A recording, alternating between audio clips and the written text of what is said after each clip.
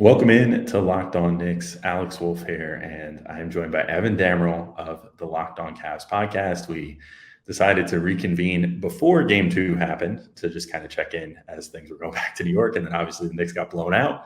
So not a ton of great stuff to talk about from a Knicks perspective, but still plenty of stuff to talk about with the Knicks tied 1-1, which is probably about as good of an outcome as you can reasonably expect for a 5 seed over a 4 seed. So that's all coming up next on Locked On Knicks.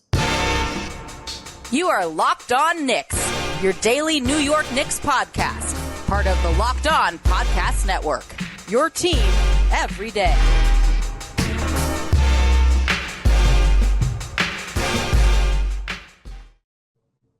All right, welcome in to Locked On Knicks. I want to thank you guys for making Locked On Knicks your first listen today and every day, whether you're checking us out on YouTube or on your favorite podcast platform. We appreciate you making us part of your daily routine.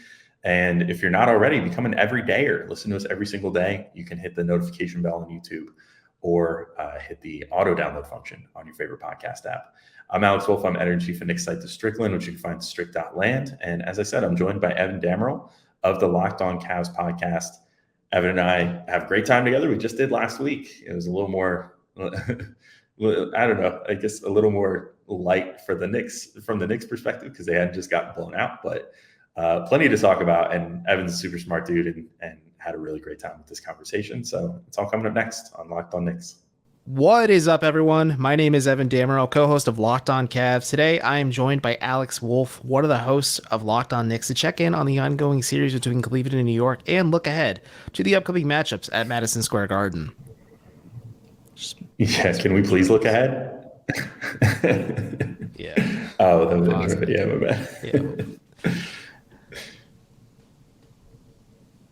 As I said before, everyone, my name is Evan Dammerall, and I'm joined by Alex Wolf. But before we start, I just want to remind you that the Cavs do play the Knicks on Friday at 8:30 p.m. Eastern. Catch every basket of Cavs hometown broadcast featuring Tim Alcorn and Jim Jones on the SiriusXM app. Just search the SiriusXM app and then look up Cavs after you download it. Also, just want to thank you guys for making Locked On Cavs and Locked On Knicks your first listen every day. Both shows are free and available wherever you get your podcast and on YouTube. Both shows are part of the Locked On Podcast Network, which, as you may know at this point, features your team every day. Alex, how you doing, man? Not bad, all things considered. The Knicks kind of crapped the bed last night.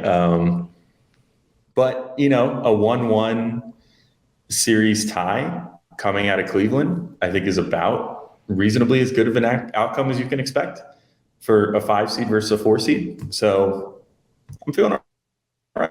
I just hope that I was hoping for a closer game in Game 2 because I was a momentum shifting game where now you can't really hang your hat on like, oh, at least we played them tight for 2 games.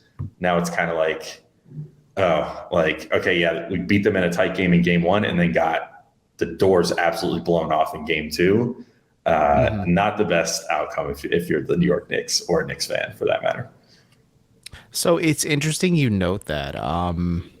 We can dive more into it as we look ahead to what Game 3 and 4 holds in Madison Square Garden, but for Game 1, I mean, if you're a Cavs fan, you thought the sky was falling, Rome was burning, Moondog, the mascot, was fiddling as watching Rome burn. But it was kind of surprising because the Knicks came into Game 1 and they really out-hustled and they punched the Cavs in the mouth and kind of beat them at their own game, which is just being more physical, being more dominant on defense, and just doing a lot of just the little fundamental things that when you and I were just talking about the series heading in, or when Chris and Gavin were talking about the series heading in, like the most obvious thing was, hey, Mitchell Robinson is arguably the best offensive rebounder in the league, especially for his position. Josh Hart just has a nose for finding rebounds, especially just because the Knicks use him as a small ball 4, and they can utilize him just 1 through 3 in that regard too, just in defensive situations as well. And the Cavs kind of just let the Knicks do whatever they want and played Knicksian style basketball. And sure, Julius Randle wasn't 100%, but Julius Randle looked pretty solid, and I think frustrated Evan Mobley at times.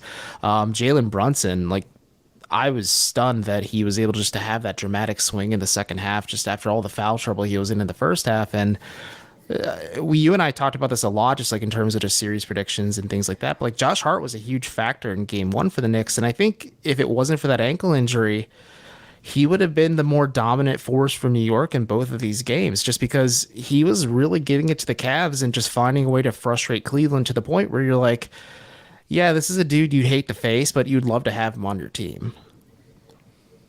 Yeah, I mean, he's going to make a difference the entire series. Like that's just kind of his brand of basketball, is being like that glue guy, the guy that's going to basically hustle for every second that he's on the court. Now, obviously, he gave us a scare. I mean, we literally, thanks to the injury designation, we recorded a whole episode for the day of the game that was like, how do the Knicks adjust to a life without Josh Hart for a game? Because he's such a huge part of what they do, and instead then the doubtful designation changes to questionable, and then he ends up taking the floor and he looks basically totally fine in game two. I mean, he's not going to be the problem at all. He's always going to get exactly what he wants, or exactly what the team wants, and also guess what he wants, which is just to out hustle everybody, get rebounds, generally make everybody's lives on the opposing team a living hell. But I think the more concerning thing for the Knicks in game two, I thought their defense was actually not the worst. The Cavs shot making got a lot better, but the most concerning thing to me was that it was just the Knicks found their old selves in a bad way. They found early season Knicks and last season Knicks, where lack of shot making was infectious in a really bad way. And nobody could make anything. And of course the Cavs played really good defense on them too, and played really physical, and sort of did their own thing to them. But it was so funny because in the first 5 minutes or so, I was thinking to myself, when the Knicks were up 12-6 or whatever the score was at that particular moment, I was like, oh man, we might be working with something here. The Knicks kind of seem like they found something. They're doing the same stuff. Jalen Brunson was doing his quote unquote antics, which is, just playing a modern style of basketball and trying to draw fouls and stuff. And he got Okoro in foul trouble in the first couple seconds, and you're just okay, all right, they're doing the same stuff again. This seems great. And then all of a sudden the wheels just came off, and it seemed like nobody could make anything. And that's a problem. The Knicks need to find a way to steel themselves against that. But it just always seems to happen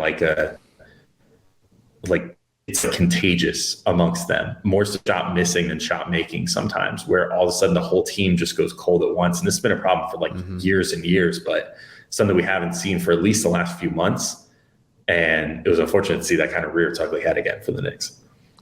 Do you think it was Cleveland maybe responding to the physicality? Because in game one, and that was just kind of the through line for the Cavs, JP Bickerstaff's mentioned, just hey, the Knicks out hustled us and outworked us and just kind of hit us in a way that we weren't comfortable. Darius Garland just openly said hey, I didn't play well, but the Knicks just kind of sucker punched us and we never really responded to it, other than Donovan Mitchell, who seemed to be kind of finding his way in this series, and then Karis LeVert, Jared Allen, the list goes on and on. Everyone agreed yeah, the Knicks just kind of came into our house and punched us in the mouth, and we just didn't have a response to them. And I agree. In the opening moments of the game, especially with Brunson getting Okoro in foul trouble, you're thinking oh boy, the Cavs didn't make any adjustments. They said all the right things, but they aren't going to do anything to fix it. But you kind of just notice a switch flip almost, where the Cavs just said, okay, that's enough. We're going to just kind of bully the Knicks back a little bit and make them uncomfortable. So you're saying, I understand and I agree that New York was struggling to find just shot creation opportunities. They were making Jalen Brunson uncomfortable. I think they were just kind of daring guys like Emmanuel Quickly or RJ Barrett just to kind of beat them, and maybe even Julius Randle, who is functional as a player but isn't 100% out there as well. Just basically, hey, we're going to try and cut the head off the snake a little bit here, and we're going to rough you up a lot along the way. Do you think that just kind of flustered New York a little bit, just because they weren't expecting Cleveland just to kind of come on so hard like that, and then just that shifted the momentum back in Cleveland's favor? Then Darius Garland just kind of probing New York's defense and just hitting a lot of just really, really, really crazy 3-point shots, just fully swung things back in Cleveland's favor. I don't know. It's just interesting because New York kind of had a recipe for success in game one, and it felt like they were just rattled all of game two, and they lost what worked for them in game one and just kind of threw things to the wayside. Yeah. getting really physical with certain guys on the Knicks is like their kryptonite, which maybe doesn't seem like it would be the case given the fact that they obviously now have this sort of rep as like a physical team. And they're certainly always going to play that way on defense and stuff. But like Julius Randle, if you feed into his worst tendencies tell him to complain a lot, and to want to be treated like a superstar. And if he feels like he's not getting the calls that a superstar gets, I mean, that was basically the story of all of last year. Was he was still putting up some decent counting stats and stuff, but he was just miserable to watch as a fan because he just, and I saw some of this come out last night where it was just like, all right, dude, like we get it. Like you're not getting foul calls, but like you got to kind of like just kind of buckle up. And, you know, I thought he mostly did a good job, but there was some points where he seemed kind of like some of his worst tendencies started coming out. And then that was where you started seeing like the wheels start to fall for the Knicks in general. I mean, I give all the credit to Jalen Brunson. I mean, he did a little bit of that as well, but not to the extent. But then the other guys on the team, it's just like, you know, yeah, you do need someone else to step up. I do think that the Knicks weren't entirely expecting that result from the Cavs as far as like just how physical they were. I thought that they sort of, and look, I thought this too, based off the quotes coming out of Cleveland. I thought, oh, the Knicks are kind of in their head.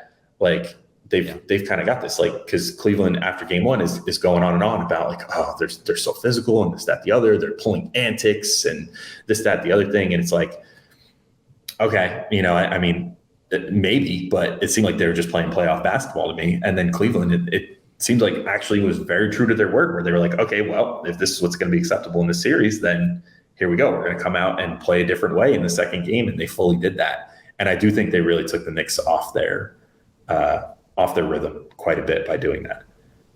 Well, we'll talk about more of that in a second. But speaking of the wheels falling off, if that happens to happen to your car, you should check out today's sponsor, eBay Motors, to fix it up. For a championship team like the Cavs or the Knicks, ensuring every player is a perfect fit, and it's the same way for your vehicle. Every part they just need to fit right. So head to eBay Motors next time you need parts and accessories. With eBay's guaranteed fit, you can be sure every part you need fits right the first time around. Add your ride to My Garage and look for green check to know it will be part or it will fit with your car, or you get your money back. Because just like in sports, confidence is the name of the game when you shop on eBay Motors. And with over 122 million parts to choose from, you'll be back in the game in no time. After all, bringing home a win is easy when the right parts are guaranteed. Get the right parts, the right fit, and the right prices on ebaymotors.com. Let's ride, folks. Eligible items only. Exclusions apply.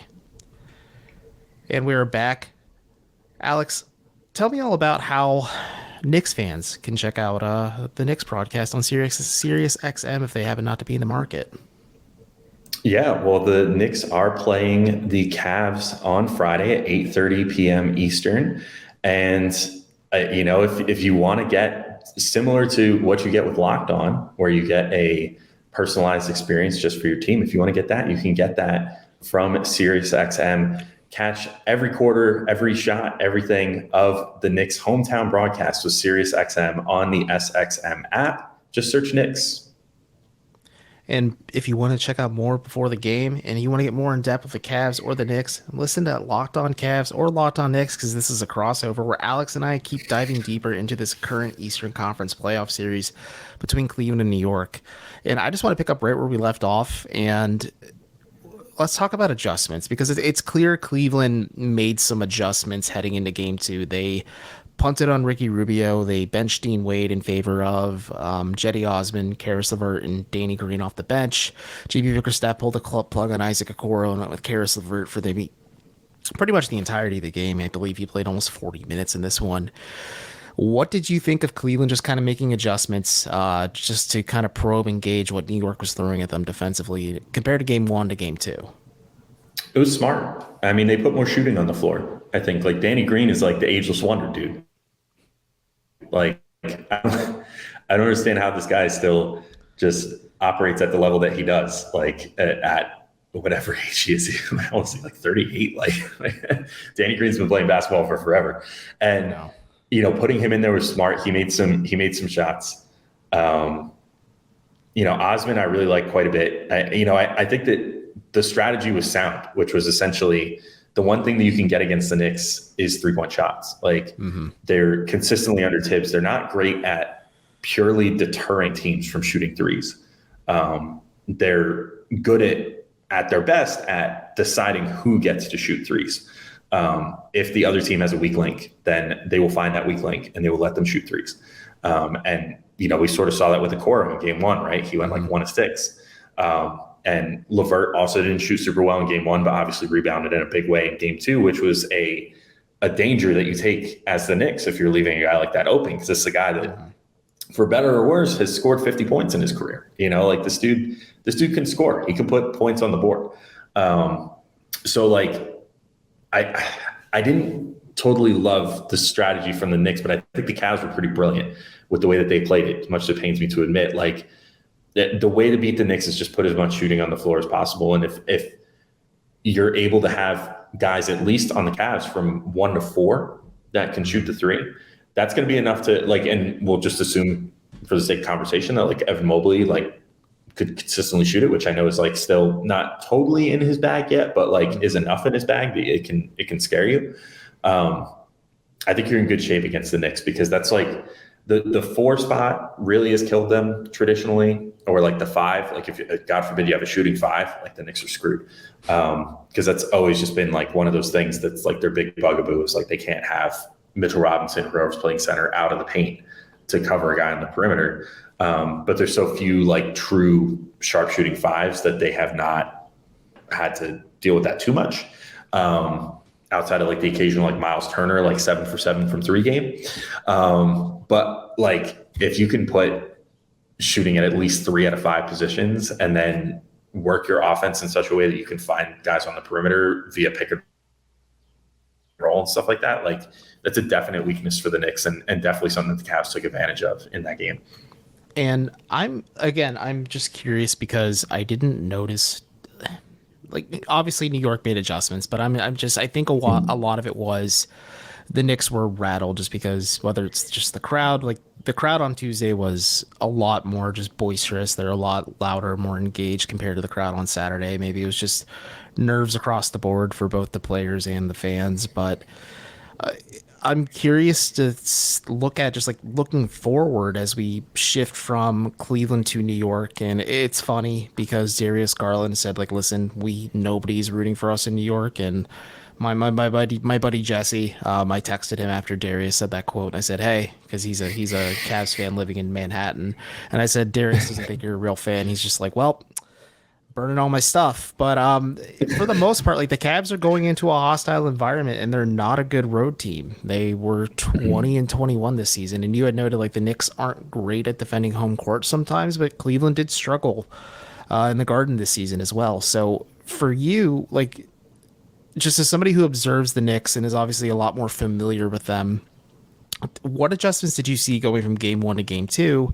And then to ape off that a little bit, what do you think New York can do from going to game 2 to game 3 to maybe stymie some of what Cleveland threw at them in game 2? Because, yeah, I'll be frank, the Cavs found a formula for success for game 2. They're going to mostly copy what they did in game 2 and apply it to game 3 with probably some minor alterations, but why try to fix something that clearly wasn't broken after you lock up your first win in this series?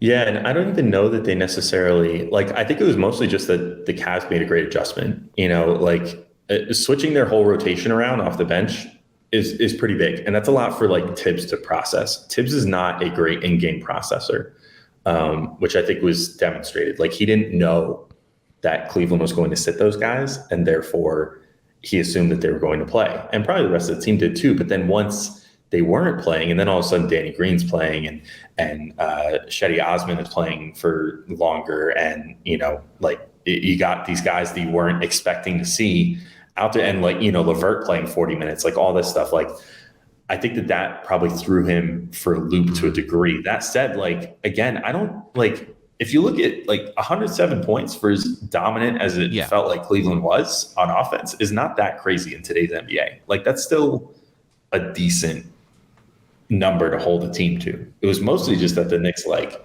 this was like a heavyweight fight. Like I almost wonder if that's just what this whole series is going to be. Like it was like watching it. Like I just recently finally watched the Creed movies, right? And like then watched, because I couldn't resist, watch some of the Rocky movies. And it's like in those movies, it's just like this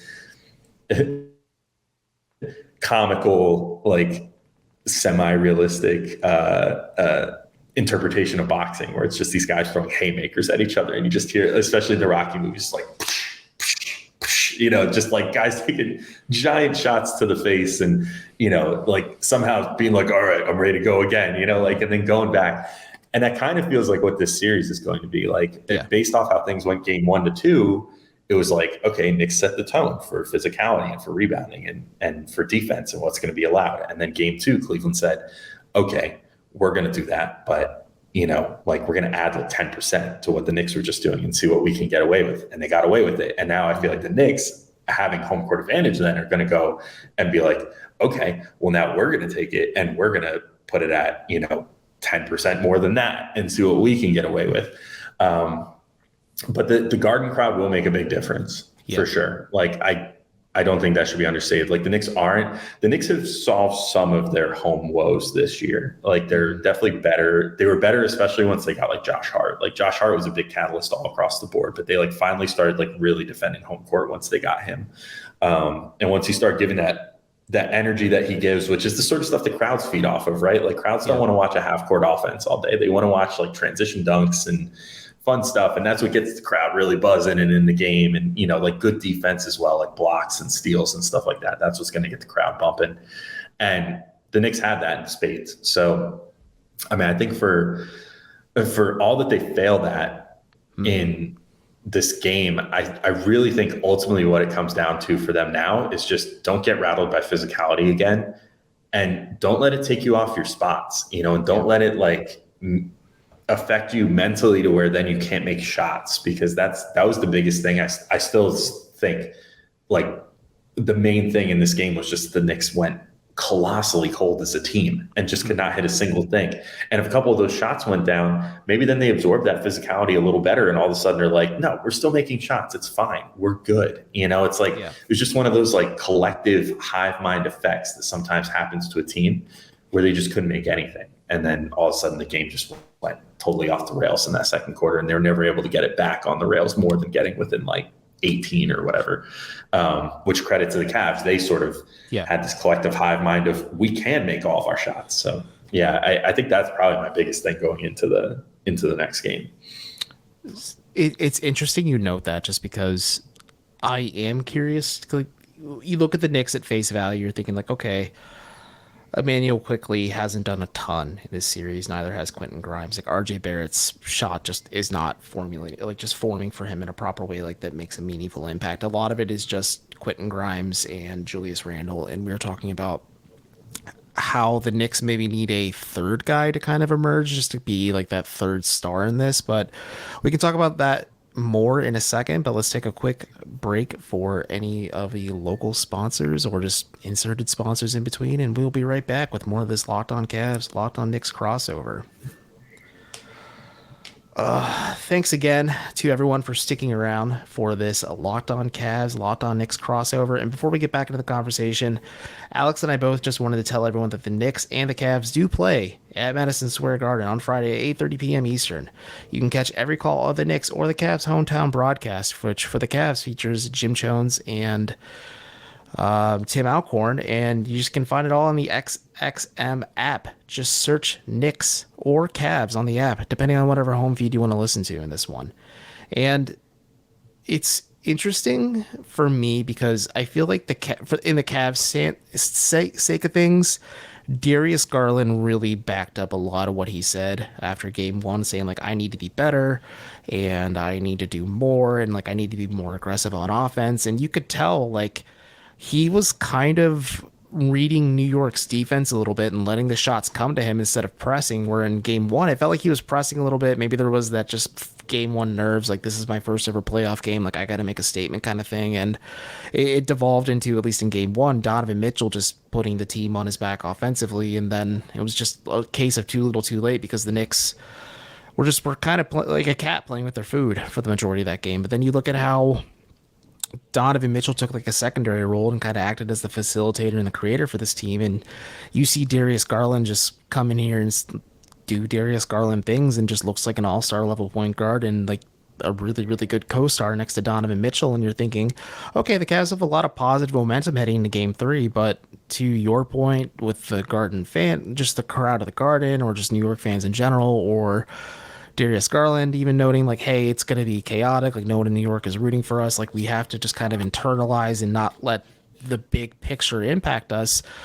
We're talking about X factors heading into this series, and I know I had mentioned just like Isaac Okoro or Karis LeVert. I think for me now at this point, it's Darius Garland, because if he continues just this level of play, and if him and Mitchell are able to just figure out this Thunder and Lightning dynamic that they have going, whether one of them is handling a lot of the offensive creation, but they're able to just feed off the gravity of one another, because the Knicks are going to have a hard time containing both of them, or if Karis LeVert's on the floor with them too, like it's going to be even harder to contain those three. And as you had noted, just like the shooting edge the Cavs can kind of insert into their rotation does make things a little bit more chaotic, but Garland was masterful in game 2 for me. And I know I'm probably waxing a little bit too much poetic here on the Cavs side of things, but like he was just really good. And I'm curious to see how he looks in game 3, because if he carries this momentum that he has from game 2, like Cleveland could feel a little bit better about their chances, despite the fact that this is a hostile environment and no one in the Garden wants to see the Cavs win, maybe except my friend Jesse, if he's able to sneak in a ticket despite how expensive nosebleeds are. Yeah, they certainly are. Yeah, you ain't in Cleveland anymore when it comes to ticket prices in New York. Yeah, nosebleeds in Cleveland were $38 for game 2, and then he told me how much must have been nice, were. man. And I'm just like, holy cow.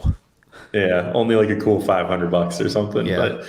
But anyway, yeah, I mean, I can't believe we went this far without talking about Garland yet, to be completely honest, at least not in depth. Like, I totally agree with you. I think that he picked the Knicks apart.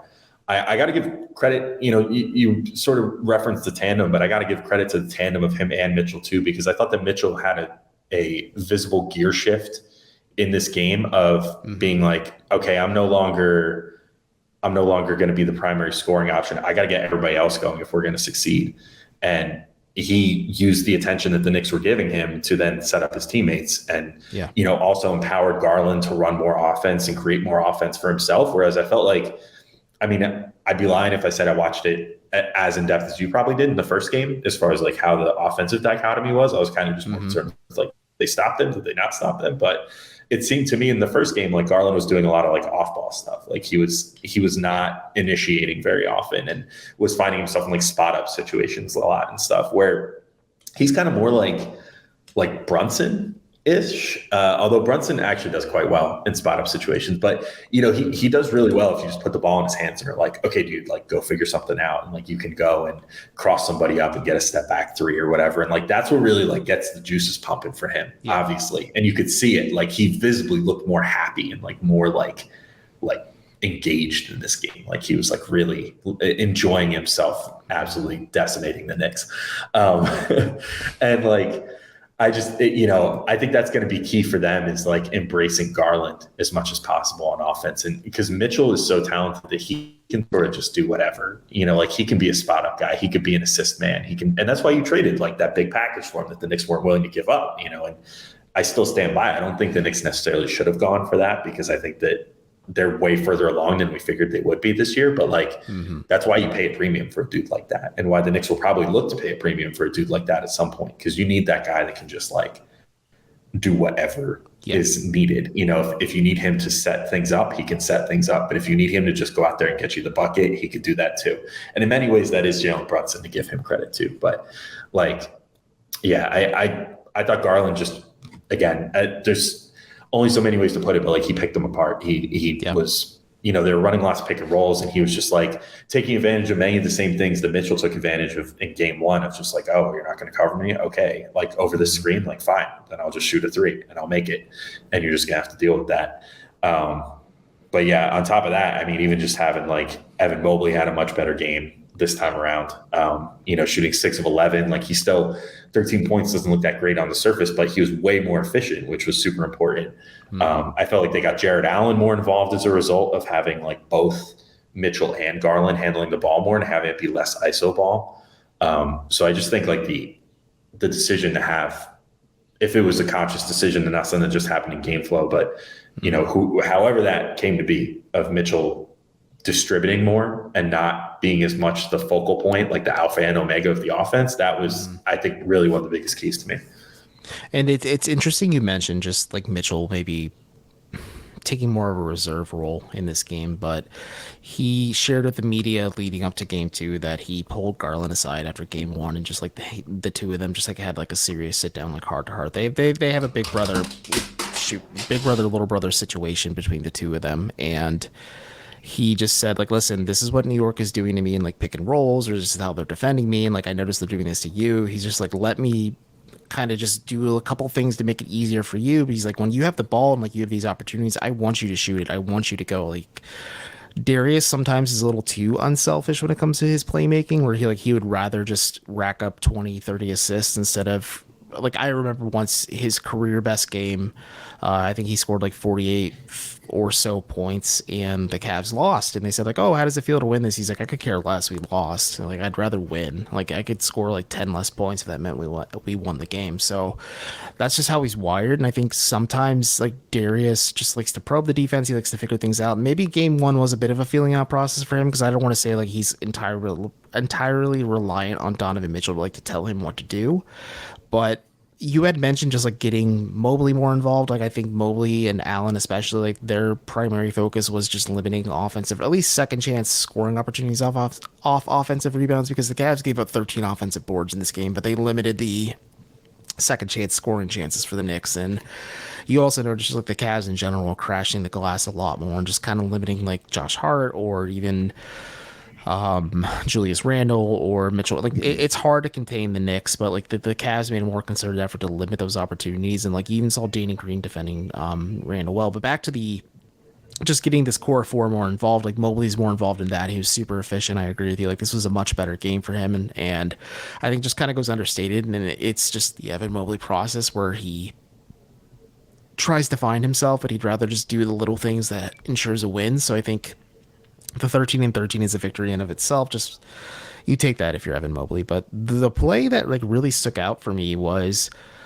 Garland was off ball, and you had noted this, and I think it was an adjustment just off the fact that in game 1, New York was making an effort to double or at least trap Garland as soon as he crossed the timeline, and then they were denying Donovan Mitchell the ball too. Just like, it was really well drawn up defense by Thibs just to ensure that Garland was flustered and then he couldn't dump it off to his security blanket in Mitchell, and then like the offense just kind of fell apart. But in this game, like, you saw a lot of Mitchell initiating the offense with Garland playing off ball, and like the best example of just the Cavs kind of figuring out a little bit of what New York was, or at least how New York is defending them, is the Knicks then go and try to double Mitchell, who then dumps it to Jared Allen, who's at the top of the key. You see the Knicks then collapse on Jared Allen, and Darius Garland's just wide open at the top of the perimeter, and he just holds his hand up, and Allen just kicks it right back out to him, and Garland gets a wide open 3 that he hits with confidence. And that was one of those plays where you're like, okay, the Cavs are playing a little bit differently. They understood the assignment. They broke down the film. Like, the guys are backing up a lot of what they said. And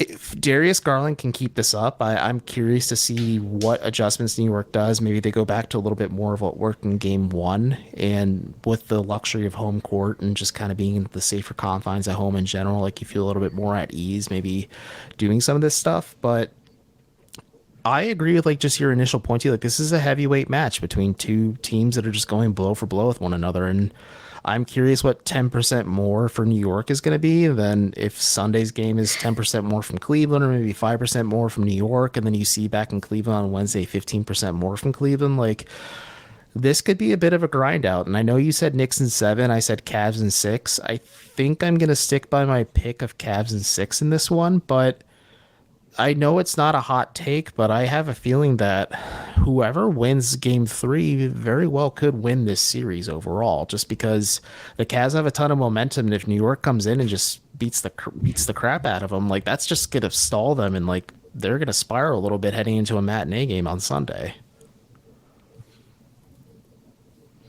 Yeah, it is really important, that the Knicks win this next game, I think, because again, like I said at the open, like, this game was not what the Knicks needed. Like, they did not need to get blown out. They needed to just be competitive. Like, if you go home tied 1-1, that's fine, but you can't go home tied 1-1 doubting yourself. You know what I mean? Like, you should be hanging your hat on that. Like, we managed to snatch a game on the road. We have home court advantage now as long as we protect home court, and we can close the series in game 6 at home. But, you know, if they don't take care of business and this thing goes, you know, they lose this game, even saying they win game 4, and this goes back to then it's just a 3-game series. And then everything starts fresh again at game 5. And then it's just game 5 at Cleveland, game 6 at New York, game 7 at Cleveland. And then you're right back in the same place you were at the beginning. Yeah. So they've really got to take care of home court here. But that starts with game 3, and they can't let this like fluster them. And they started to look a little flustered. And this is a team that has some flusterable dudes on it, but also has some very stalwart guys. You know, like Julius Randle's the main one. Honestly, I hate to keep pointing him out, but like, he's easily flustered sometimes, and sometimes it gets to him. He took on this whole new like Zen yoga approach this year, you know, to like how he looks at life and basketball and everything else. And like, he's going to need to center himself again. Jalen Brunson is going to need to keep everybody calm, because he's the most playoff tested guy on this roster at this point. You know, and then the young guys still, I mean, the Knicks, you know, we didn't touch on it a ton, but like the same guys for the Knicks that didn't do a ton in the first game didn't really do anything in the second either. Like, quickly it was a little better, but still didn't make nearly the impact you want. But Quentin Grimes was pretty invisible on offense, and RJ Barrett was very inefficient, was kind of hijacking at times. Like, they got some stuff to figure out, and it probably mostly doesn't revolve around Randle and Brunson, and yet it's also going to be up to Randle and Brunson to be the leaders the team needs.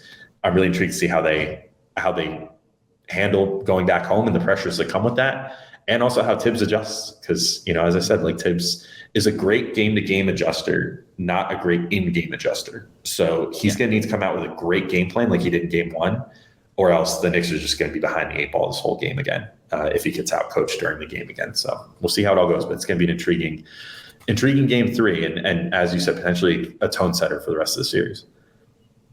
Before we head out of here, just to touch on the young Knick guys, and between just like Grimes, Barrett, and even quickly, like, of those 3, because we had touched on just like the Knicks maybe needing somebody else to emerge from the group just to support Randle and Brunson a bit. Just of those 3, who do you think is the most likely to do so in game 3? Quickly. I think it's quickly. If there's one guy on the Knicks that feeds the most off the Garden crowd, I think it's him. I mean, he loves playing in Madison Square Garden, and he loves the bright lights, and he loves cannon a 3 and making the place just erupt. And he seems to just live for those moments. He also lives at his best for snatching the souls of a team on the road too. But he is made for Madison Square Garden. And he, like I said, he sort of got back on the right path, and they made a concerted effort, especially once things were out of hand down the stretch of game 2, to get him more involved and start getting him like the reps that he's going to hopefully need to like start contributing better. If he can come out and you know, feel himself again on the Garden floor, he's going to be the guy. He'll be the 3rd guy to step up for the Knicks, I think. Well, I think that's why he is likely going to win 6th Man of the Year too. Just like he is that dude for New York, and here's hoping. But I have been surprised that Emmanuel quickly just hasn't emerged quite as much. But I agree, getting those reps down the stretch in game 2, despite it being over pretty quickly, or not pretty quickly, but over before the final buzzer rang, could be a bit of a difference maker for New York in this one. But as we get out of here, I just want to thank the dedicated listeners for both Locked On Cavs and Locked On Knicks for making our shows their first listen every day. After Friday's game on the Locked On Cavs side of things, Chris and I will be doing a full recap and analysis of this 3rd act in this best of 7 series title fight between New York and Cleveland. Alex, what do you and Gavin have going on your end?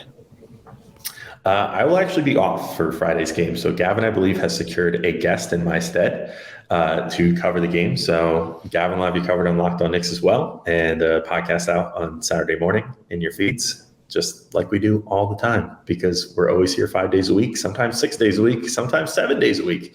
You never know around this time of year. So thank you everybody for listening. And I'm sure you'll be hearing plenty more from both of us, and hopefully some more crossovers too. Because I got to say, Evan, I've been loving these periodic crossovers, man. You guys are great. I am too. No, this has been delightful. You, Gavin, Chris is all right, but you guys are great.